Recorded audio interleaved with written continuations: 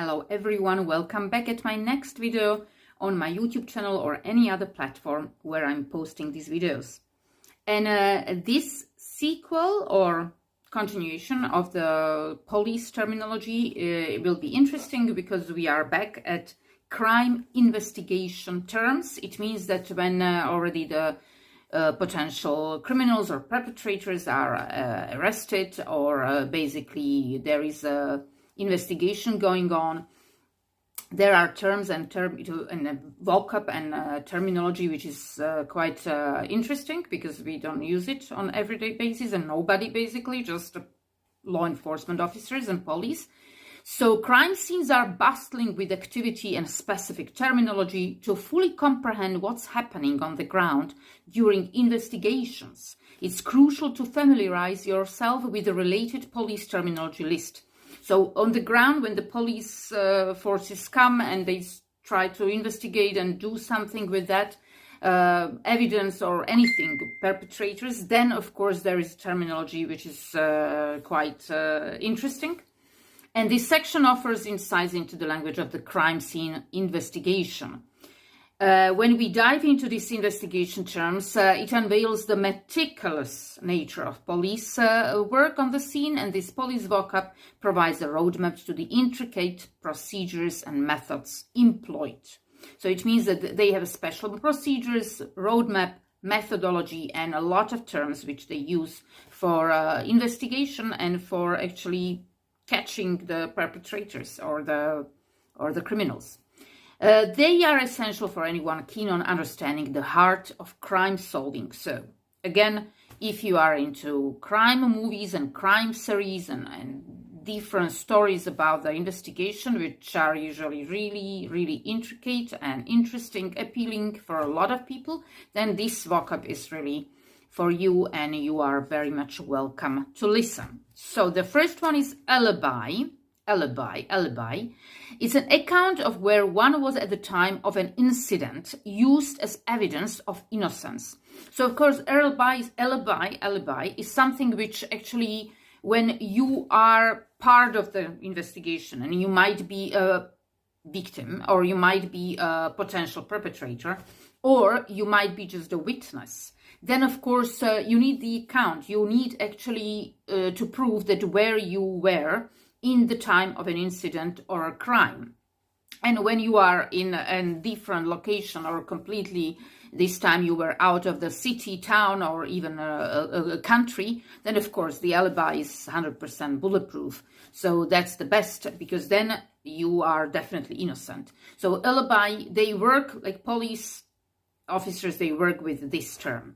The next one is perp, which is actually the abbreviation of perpetrator, which is the person believed to have committed the crime. So it means that he's not, or she's not still convicted by court. We don't know, but the person is believed that he committed the crime or something, perpetrator.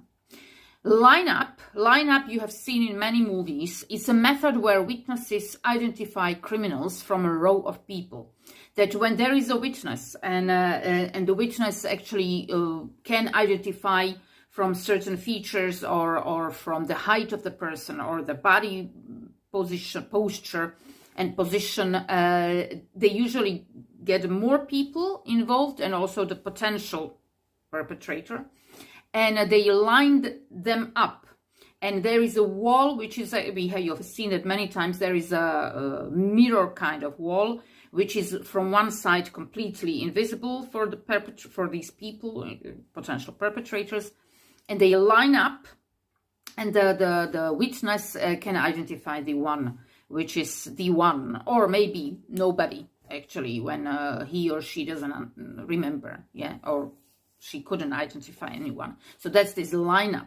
So from one side, it's completely visible, and from the other side, it can be like mirror or completely invisible for perpetrators. So this is a row of people, and the perpetrator is identified. Mugshot is a photograph taken of a person after they are arrested. So when they arrest you, you have to actually be identified with your fingerprints, with your documentation. They take you everything. They take you to custody or to some just a temporary kind of, could be cell.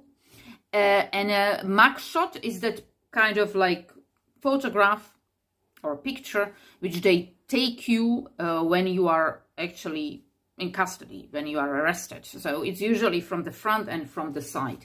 I think you have seen that many times in magazines, in newspapers, in movies. So many times you can see that.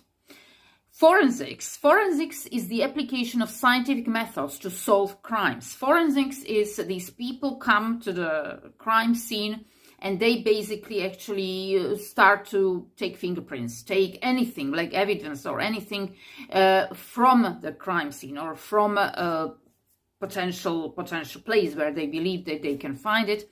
And this application of the scientific methods is this term forensics. You have seen that, you have heard that, you have seen those scenes many times. Usually they work in white costumes or in white sort of like jump sweaters or overalls, and they play suits, and they usually have gloves, because of course they shouldn't touch anything with their own actually DNA fingerprints or anything, because everything should be actually like 100% potential perpetrators evidence and fingerprints and anything what might be actually from the potential perpetrator. CSI is a crime scene investigation, and CSI is a team or procedure for gathering evidence from a crime scene. So the CSI is actually, the part of it is this forensics. So CSI is this team of people, of actually, police investigators. And forensics, these are specialists, which they come when they are called to gather all the information, evidence, proofs, from this crime scene. And this crime scene investigation means this whole system, this procedure, how it's done, who is called first, who is called second, and after all, yes? You have seen that many times in movies. Ballistics is this next actually step, and that's the study of projectiles, often used to match bullets to specific firearms.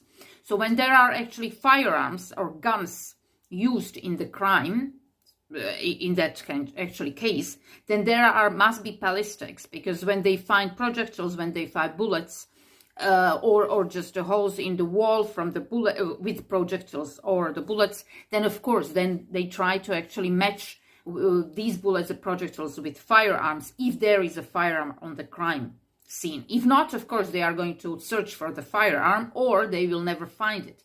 So but they can identify the type of the firearm, if it's really the long gun, pistol, or something. DNA evidence is genetic material used as evidence in criminal cases. So then there is this DNA, which is actually part of this forensics, because when they have a DNA evidence, it means that there's the bulletproof evidence. When we know that now, because of the science advances and progress, they can completely identify you through all the DNA, just pieces of skin, your hair, something from anything, from any part of your body. They can identify you almost 100%. So that's DNA evidence. So all the genetic materials goes to forensics and to labs and laboratories, and they actually can identify someone if they have this potential perpetrator, this person, in the database. Autopsy or autopsy is a medical examination of a deceased person to determine the cause of death. We know that when they find actually dead body, or at the crime scene, somebody is killed, or just, we don't know, like passed away, or we don't know how it happened, then there must be autopsy. Usually they actually order autopsy also for people who die at home, because still they have to find out the cause of death, and that's the medical examination, the whole procedure, usually by really like doctors who are very much qualified and experienced in autopsy medicine. Chain of custody. Chain of custody is a documentation of the sequence in which evidence is handled. This chain of custody means that they have to release step by step, as the investigators are trying to actually register and gather all the information and evidence and proofs from the potential perpetrators or from the witnesses or from the crime scene. So there is this kind of chain of custody. So there is a whole file of the case and they have to step by step do it. And there is a real time evidence. So some chronology of the sequence, when this and when that proof or evidence has been actually collected and where. So everything must be actually so far registered and really put down and formally register in their report. So that's this chain of custody. So these crime investigation terms are maybe just the beginning of all the processes, but I think for general public and for the people who are really trying to get better into the vocab of crime investigation, this is very much useful. And there is, of course, a lot of other terms. But I think this is the good beginning. Thank you very much. See you next time.